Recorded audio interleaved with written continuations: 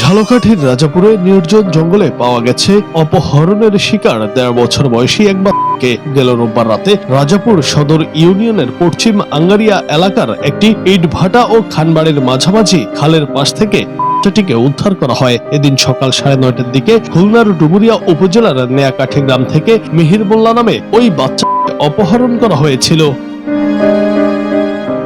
মিহির নেয়াকাঠি গ্রামের মাহবুব মোল্লার ছেলে মাহবুব জানিয়েছেন, এলাকার ধর্মবোন ময়না বেগম তার স্বামী তোতা মিয়াকে ২ মাস আগে তালাক দেন।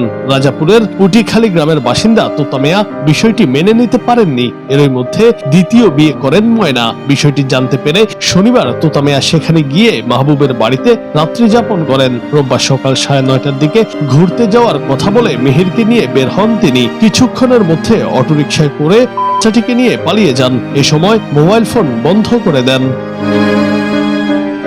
মাহবুব মোল্লার ভাষ্য, বেলা ২:৩০টার দিকে তোতা মিয়া মোবাইল ফোন চালু করে তার বোন নাজমা বেগমকে কল করে ৩ লাখ টাকা মুক্তিপণ দাবি করেন। টাকা না দিলে বা পুলিশে জানালে বাচ্চাকে হত্যা হুমকি দেন। তখন তারা ডুমুরিয়া থানায় মামলা করেন। পুলিশ তথ্য প্রযুক্তির সহায়তায় অপহরণকারী তোতার অবস্থান শনাক্ত করে। বিষয়টি টের পেয়ে মিহির মোল্লাকে নির্জন জঙ্গলে ফেলে পালিয়ে যান তিনি।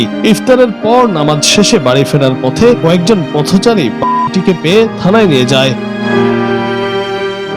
রাজাপুর থানার ওসি নজরুল ইসলাম বলেন, উদ্ধার শিশুটিকে মামলার তদন্ত কর্মকর্তার মাধ্যমে পরিবারের কাছে হস্তান্তর করা হয়েছে। ডুমুরিয়া থানায় হওয়া মামলার ভিত্তিতে ২ থানার সমন্বয়ে আইনগত ব্যবস্থা নেওয়া হচ্ছে। জুনায়েদ আহমেদ, বাংলা টিভি।